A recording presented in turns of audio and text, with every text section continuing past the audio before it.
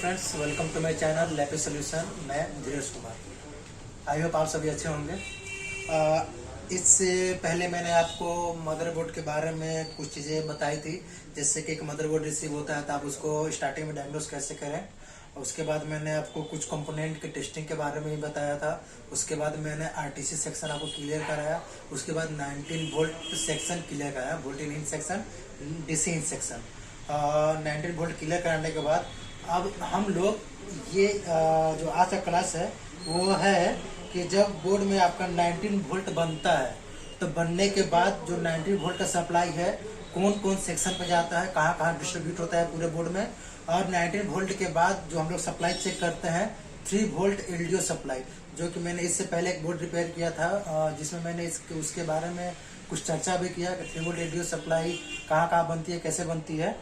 तो सबसे पहले हम लोग जानेंगे कि 19 वोल्ट की जो सप्लाई होती है वो कहाँ कहाँ डिस्ट्रीब्यूट होती है, और उसके बाद हम लोग जानेंगे कि एलडीओ सप्लाई बंद करके कहाँ कहाँ डिस्ट्रीब्यूट होती है। ओके, तो चलिए हम लोग शुरू करते हैं। पॉज कर लीजिए।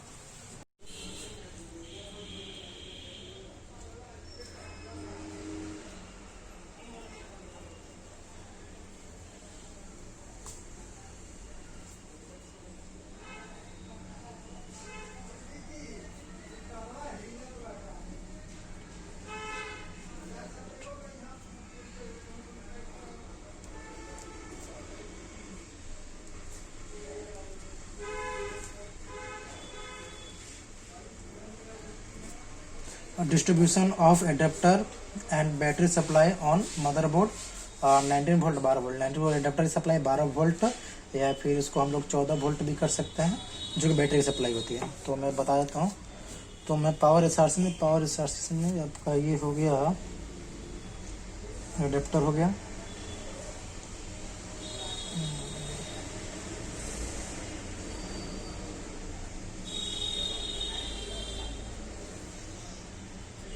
ये पावर का हो गया, ये आपका हो गया ग्राउंड, ये आपका हो गया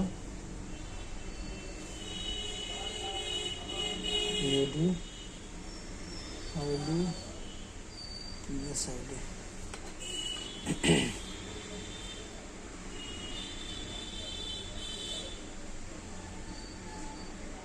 ये आपका क्वाइल,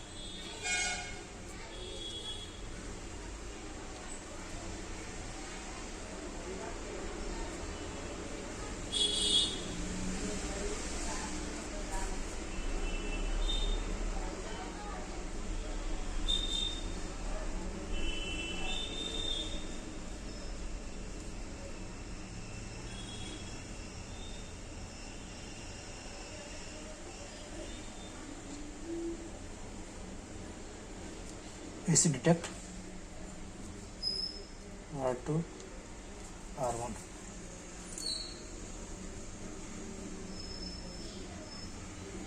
चार्जिंग ऐसे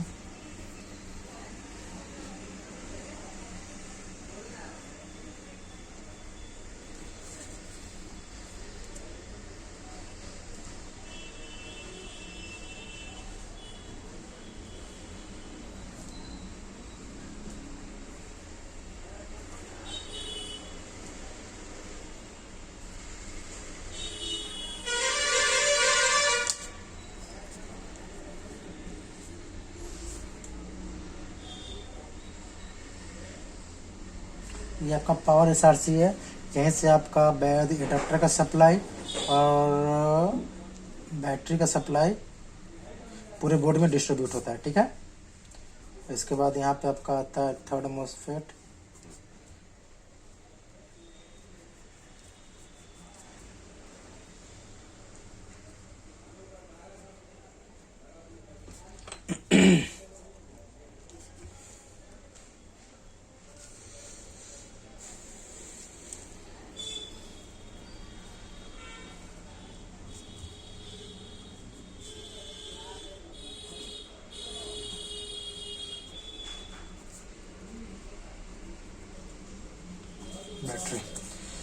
ये हो गया आपका डीसी इन सेक्शन का ओवरव्यू। अब यहाँ जो पावर एसआरसी है ये यहाँ से कहाँ किस किस सेक्शन में डिस्ट्रीब्यूट होती है वो मैं आपको बता दे रहा हूँ। तो यहाँ पे हो गया कुछ नोट है। On adapter mode 19 volt on battery mode 12 volt plus 14 जो ये 14.7 वोल्ट है वो लेटेस्ट के लैपटॉप में आजकल आ रहे हैं, न्यू जनरेशन वाले लैपटॉप में। जो आपका डिस्ट्रीब्यूशन होता है आपका 19 वोल्ट का पूरे बोर्ड में, वो एरिया इस टाइप है। मैं नाम बताता हूँ सबका। Section by section approx 9 section है मदरबोर्ड में, जहाँ पे पूरा 19 वोल्ट का सप्लाई होता है। आपका पहला हो गया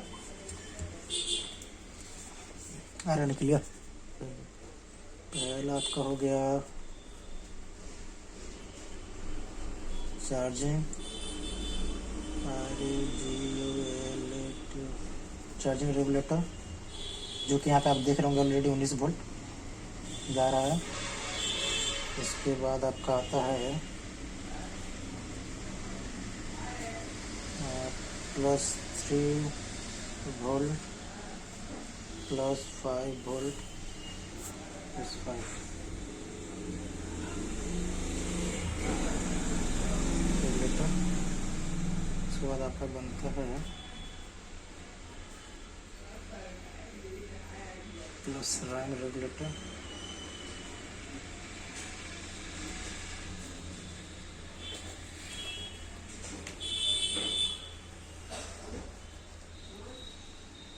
ये रैम रेगुलेटर का हो गया +1.8 वोल्ट रेगुलेटर। इसके बाद हो गया आपका +1.05 वोल्ट रेगुलेटर। इसके बाद हो गया आपका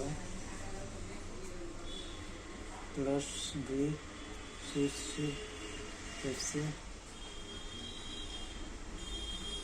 रेगुलेटर।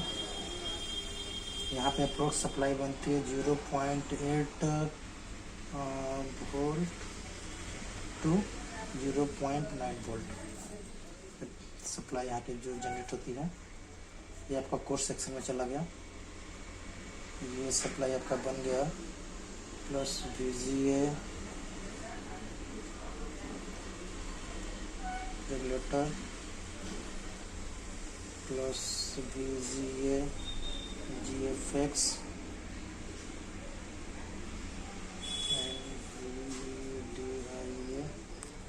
ATX। ये आपका ग्राफिक का सेक्शन हो गया। ATI NVIDIA ATI।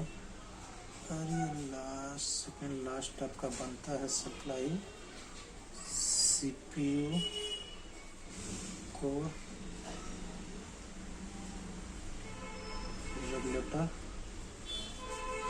और लास्ट में जो एक सप्लाई और बनता है वो हो गया, लास्ट में सप्लाई बनता है वो हो गया आपका CPU GFX रेगुलेटर। तो आपके अप्रोक्स पूरे मदरबोर्ड में 8 से 9 सेक्शन होते हैं। जब एक मदरबोर्ड आता है तो हम लोग टोटल इतने सेक्शन को चेक करते हैं।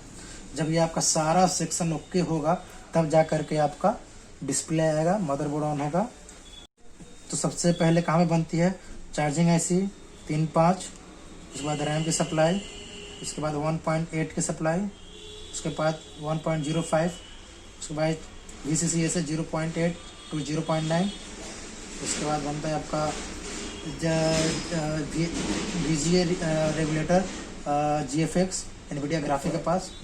उसके बाद 8वां नंबर बनता है CPU कोर के पास, और 9वां में लास्ट में बनता है CPU GFX के पास। आपके इतने सेक्शन में आपके 19 वोल्ट की ज़रूरत होती है। आप तो जिसमें कि हम लोग बताते हैं, अगर आप यहाँ पे इस एरिया के पास अगर आपका 19 वोल्ट मिल रहा है, इस एरिया के पास अगर आपका 19 वोल्ट मिल रहा है, जो ये मॉस्फेट होता है, मॉस्फेट के इनपुट सप्लाई पे जो कि कैपेसिटर लगे हुए होते हैं, और आपका यहाँ पे 19 वोल्ट मिल रहा है, जो कि यहाँ पे 90 वोल्ट की लाइन होती है, यहाँ पे 19 वोल्ट मिल रहा है, तो माना जाता है कि आपके सारे रेगुलेटर में 19 वोल्ट का फॉर्मेशन हो रहा है। ठीक है, ये तो हो गया आपका 19 वोल्टिंग सेक्शन का। और इसके बाद का जो सप्लाई हम लोग मदरबोर्ड में चेक करते हैं 3.3 LDO सेक्शन का, वो मैं आपको बता रहा हूँ। है आपका यहाँ तो समझ लो, हम डायरेक्ट पावर एसआरसी से बनाते हैं। ठीक है, तो ये पावर एसआरसी जो 19 वोल्ट की सेक्शन होती है, अब पावर एसआरसी जो सप्लाई होती है, मैं सबसे लिख देता हूँ,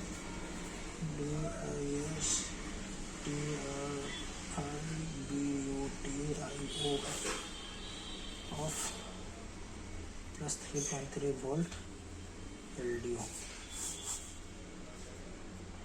प्लस। ठीक है, मैं डायरेक्ट पावर एसआरसी से स्टार्ट करता हूँ।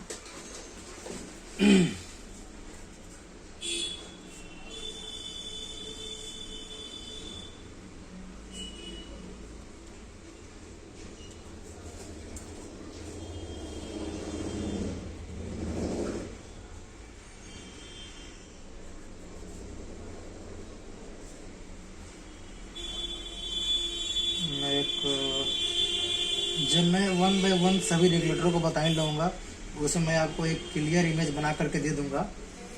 ये सभी रेगुलेटर एक ही टाइप के होते हैं, उसे क्लियर इमेज क्या होता है वो मैं बना करके आपको दे दूँगा।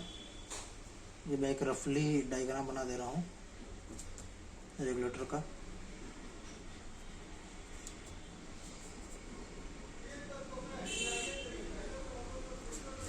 ठीक है, ये आपका हो गया यहाँ पे VIN,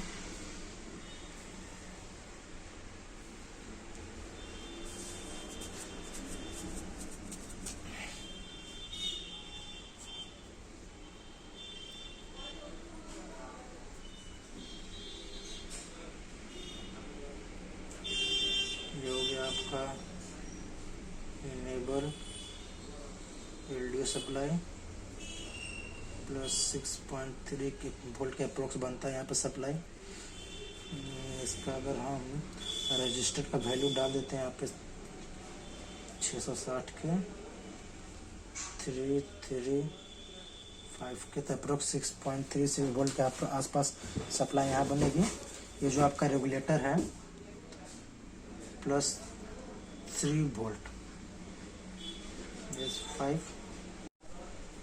ये आपका 3.5 की IC है, 3.5 की रेगुलेटर बोल सकते हैं इसको। रेगुलेटर ये IC है, रेगुलेटर का मतलब ये जब लग जाता है तो पूरा सेक्शन को रेगुलेटर बोला जाता है।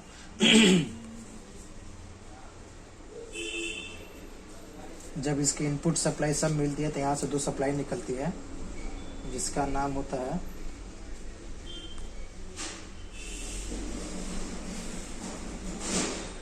पहला का नाम होता है LDO3, जो कि IC में कुछ नाम होता है LDO3 VL3 plus 3 volt PCU plus 3 volt always, ये कुछ नाम होते हैं स्कीमेटिक डायग्राम में।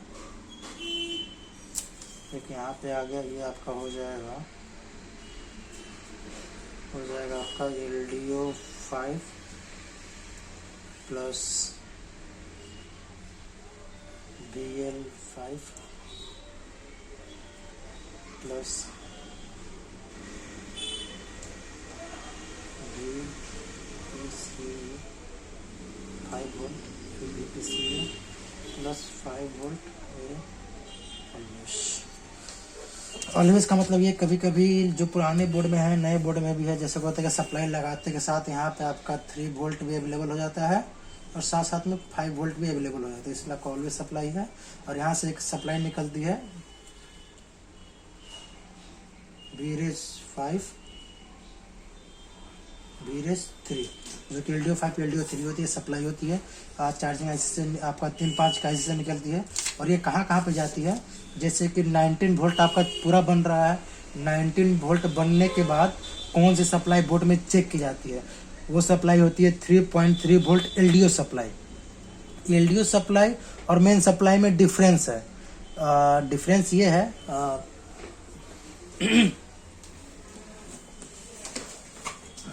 आपका एलडीओ सप्लाई में और मेन सप्लाई में डिफरेंस है। डिफरेंस कहने का मतलब आप ये समझ लीजिए, फॉर एग्जांपल कि अगर एलडीओ सप्लाई को आप मेन सप्लाई में नहीं यूज कर सकते हैं, मतलब समझ सकते हैं कि जो एलडीओ सप्लाई होता है वो आपका मेन सप्लाई से कम पावरफुल होता है। फॉर एग्जांपल जो आप काम कर सकते हैं वो काम बच्चा नहीं कर सकता है, और जो काम बच्चा कर सकता है वो काम आप भी कर सकते हैं। फॉर एग्जांपल यहाँ पे 3 वोल्ट एलडीओ को आप बच्चे के रूप में ले लीजिए और 3 वोल्ट मेन सप्लाई को आप खुद अपने आप के ऊपर ले लीजिए, ठीक है। अगर आपके किसी बोर्ड में ये होता है तो जो आपका एलडीओ सप्लाई होता है 3 वोल्ट और 5 वोल्ट वो आईसी से नहीं निकलता है, तो क्या करता है आईसी बोर्ड में आपका जो मेन सप्लाई होता है 3 वोल्ट और 5 वोल्ट को उसी को लेकर के 3 वोल्ट और 5 वोल्ट में कन्वर्ट में यूज कर लेता है, जो कि आपका ऑलवेज सप्लाई होता है। जो कि मैंने बताया यहाँ पे 3 वोल्ट ऑलवेज, 5 वोल्ट ऑलवेज। आप ऑलवेज सप्लाई को एलडीओ के रूप में यूज कर सकता है बोर्ड। किसी बोर्ड में आप देखिएगा कि आपका जो 3 वोल्ट 5 वोल्ट सप्लाई है उसको उठा करके एलडीओ में भी यूज कर लिया है, लेकिन जहां पे एलडीओ का काम है वहां पे आप मेन सप्लाई को नहीं उठा कर डाल सकते हैं। सॉरी गलती हो गया। जहां पे आपका एलडीओ का सप्लाई है 3 वोल्ट उसको उठा करके आप मेन सप्लाई में नहीं डाल सकते हैं। जैसे कि आपका एलडीओ सप्लाई बन रहा है बोर्ड में VRES 3 VRES 5 और आपका 3-5 नहीं बन रहा है, सोचा है कि उसको उठा करके 3-5 के लाइन में डाल दें, ये नहीं कर सकते, ये मुमकिन नहीं है। लेकिन अगर 3 वोल्ट 5 वोल्ट एलडीओ नहीं बन रहा है तो आप मेन से उठा करके डाल सकते हैं, वो चलाया जा सकता है। तो किसी बोर्ड में ये चीज यूज होता है कि जहाँ पे 3 और 5 वोल्ट की सप्लाई ऑलवेज होती है वहाँ पे किसी बोर्ड में एलडीओ की जगह पे 3 और 5 को इस्तेमाल किया जाता है। आई होप मेरे कहने का मतलब आप लोग समझ गए होंगे। तो यहाँ पे बोर्ड के ऊपर आते हैं, डायग्राम के ऊपर। तो आपका ये 3 और 5 का एलडीओ सप्लाई हो गया, ये आपका मेन हो गया। तो ये कहाँ पे जाती है, ये आपको कहाँ पे मिलेगी मैं आपको बता दे रहा हूँ, ठीक है।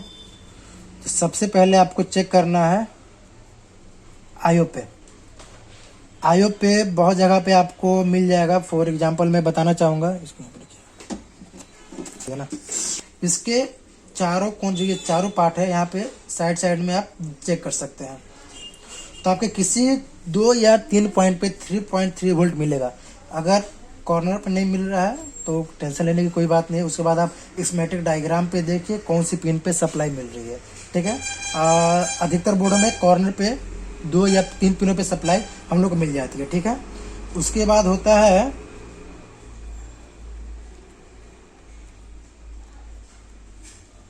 On off switch. जो ये ऑन ऑफ स्विच होता है किसी बोर्ड में, जैसे कि ऑन ऑफ कनेक्टर हो गया या फिर ऑन ऑफ स्विच, जो यहाँ पे ऑन ऑफ स्विच है यहाँ पे 3.3 वोल्ट सप्लाई मिलना चाहिए। अगर ऑन ऑफ स्विच नहीं है, अगर आप कहीं पे कनेक्टर टाइप का, मान लीजिए कनेक्टर टाइप का है, तो इस पर भी आपको 3.3 वोल्ट मिलना चाहिए, ठीक है। उसके बाद होता है हॉल स्विच। हॉल स्विच के बारे में किसी को नहीं पता हो तो मैं एक भरभली तरीके से बताता हूँ। हॉल स्विच एक इस टाइप, हॉल स्विच का काम यही है, जैसे कि आप लैपटॉप को डाउन करते हैं तो जब मोड हाइबरनेट मोड में, मतलब स्लीप मोड में चला जाता है, तो स्लीप मोड में भेजने और स्लीप मोड से बाहर लाने में हॉल स्विच का ही काम आता है। मतलब हॉल स्विच किसी में इसको मैग्नेटिक स्विच बोला जाता है। मैग्नेटिक स्विच किसी बोर्ड में इसको मैग्नेटिक स्विच बोला जाता है, ठीक है। मतलब बोर्ड को स्लीप मोड में जाने और निकालने का यही काम करता है आपका हॉल स्विच। यहाँ पर भी आपको 3.3 वोल्ट मिलना चाहिए। यहाँ पे हॉल स्विच आपका यहाँ पे है, ये अधिकतर ऑन ऑफ स्विच के पास में ही मिलेगा, ठीक है। उसके बाद आपका जो सप्लाई मिलना चाहिए वो आपको मिलना चाहिए बायोस, इसी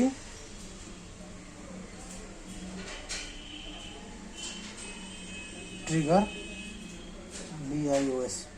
बायोस का मतलब जो ये बायोस पिन है, इसी बायोस उसके पिन नंबर 8 पे पिन नंबर 8 पे आपको 3.3 वोल्ट सप्लाई मिलनी चाहिए। बायोस के इसी बायोस के पिन नंबर 8 पे 1 2 3 4 5 6 7 8 पे 3.3 वोल्ट मिलनी चाहिए। उसके बाद आरटीसी सेल, इसके बारे में आप जानती होंगे। उसके बाद आपको मिलना चाहिए बैटरी कनेक्टर।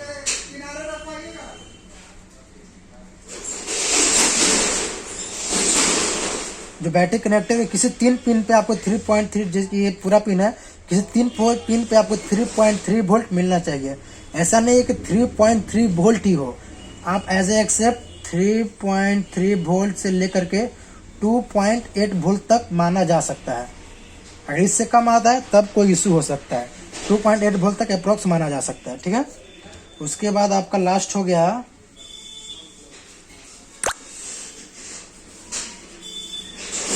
उसके बाद हो गया लैन आईसी पे। आप इतने जगह पे आपको 3.3 वोल्ट एलडीओ सप्लाई मिलनी चाहिए, जो कि मिलना अनिवार्य है। 1 2 3 4 5 6 7, हाँ 7 जगह पे आपको 3.3 वोल्ट सप्लाई मिलना ही चाहिए, जो कि अनिवार्य है। मैं यहाँ पे एक चीज़ लिखा हूँ, मैं यहाँ पे लिखा चैनल बायोस, इसी ट्रिगर बायोस। मैं आपको बोर्ड में शायद आपको पता होगा 2 टाइप का बायोस होता है, मैं आपको बता दे रहा हूँ उसके बारे में। एक बायोस होता है आपका इसी बायोस, ये आपका अवेलेबल होता है, अवेलेबल अराउंड आयो। ये आयो के आसपास ही आपको आईसी मिलेगी, इसी बायोस, सॉरी। और ये मेन बायोस होता है, 2 टाइप का बायोस होता है। अब तो लेटेस्ट वाले में एक ही हो गया है, मेन हो गया है, और इसी बायोस को तो बायोस में ही कर दिया है। अब सुनो, जैसे बायोस प्रोग्राम करना, क्या कर दिया, जो बायोस बाहर में लगता था उसी को इनबिल्ट करके आयो में कर दिया है। इस बायोस को पहले बाहर रहता था, अब इनबिल्ट करके आयो में कर दिया है। मेन बायोस ये रहता है आपका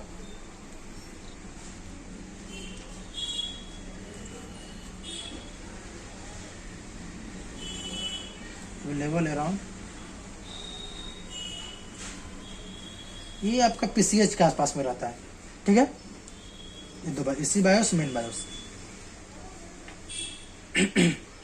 तो आई होप आपको 3 वोल्ट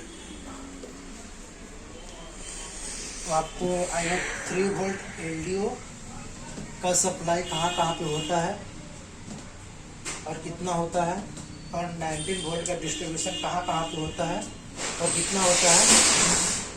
19 वोल्ट का मतलब ये नहीं कि 19 वोल्ट ही, एडेप्टर मोड पे 19 वोल्ट, बैटरी मोड पे 12 वोल्ट, लेटेस्ट वाले में 14 वोल्ट भी हो सकते हैं। आई होप आप लोग को डिस्ट्रीब्यूशन अच्छे से समझ में आ गया होगा। नेक्स्ट वीडियो में मैं आपको इससे आगे की क्लास के बारे में बताऊंगा। आज के लिए इतना ही। जय हिंद, जय भारत। अगर वीडियो अच्छा लगे तो लाइक जरूर करें और दोस्तों के साथ जरूर शेयर करें। Thank you, good night.